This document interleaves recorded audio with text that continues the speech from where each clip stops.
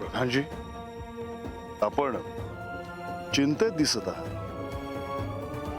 चिंता नाही देवा, या सृष्टीचं दायित्व आपल्यावर आहे आणि हे दायित्व पूर्णत्वाला नेण्यासाठी प्रयत्नशील राहणं महत्वाचं आहे.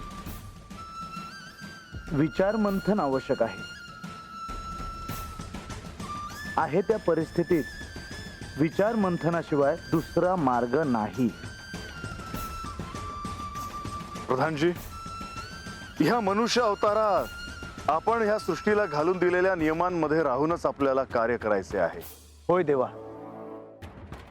कृतयुगातल्या ह्या शिवलीलेतील हे कार्य सोपं नव्हे हे पदोपदी जाणवतं देवा. कधी कधी तुम्हाला देखील असं वाटत असेल की श्री म्हाळसा देवी आणि बाणाई यांना सगळं काही सांगून टाकावं. माधवा, हे तर ह्या क्षणी देखील मला करता येईल, पण जर त्यांना आत्मज्ञान झालेच नाही तर ह्या कार्याला काहीच अर्थ उरणार नाही. आणि म्हणून कित्येकदा माझ्या मनात येऊन देखील मला तसं करता येत नाही.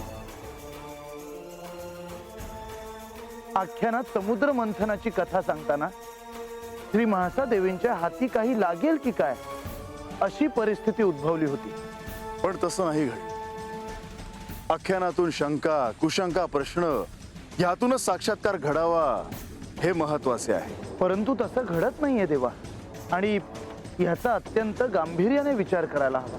प्रधानजी, ह्याला त्या दोघीच कारणीभूत आहे. कारण त्यांचे ध्यान स्वतःला काय ज्ञान मिळेल, हाती काय गवसेल ह्यावर नसून म्हाळसेचे ध्यान बानूच्या काय हाती गवसेल आणि बानूचे ध्यान म्हाळसेचे काय हाती गवसेल ह्यावर आहे. मग हे त्यांना सांगावं का?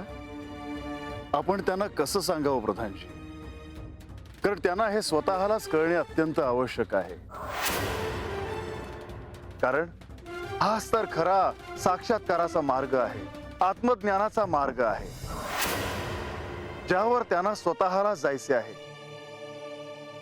पण पुन्हा त्यांचे विचार त्याच ठिकाणी येतात ज्या ठिकाणापासून मला त्यांना दूर न्यायचे आहे. आणि जोवर त्यांच्या मनात हे नको असलेले विचार आहेत तोपर्यंत त्यांना त्यांचे इप्सित साध्य होणे अत्यंत कठीण आहे. परंतु देवा, हे सगळं असं होणारच असं तुम्हीच श्री पार्वती देवींना वचन दिलं होतं.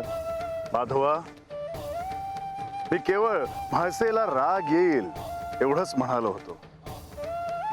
पण आता तर म्हाळसेच्या मनात केवळ आणि केवळ रागच आहे. या रागाशिवाय तिला दुसरं काहीच जाणवत नाही. समुद्र मंथनाच्या आख्यानात या दोघींनाही काय कळतंय हे बघणं महत्वाचं आहे.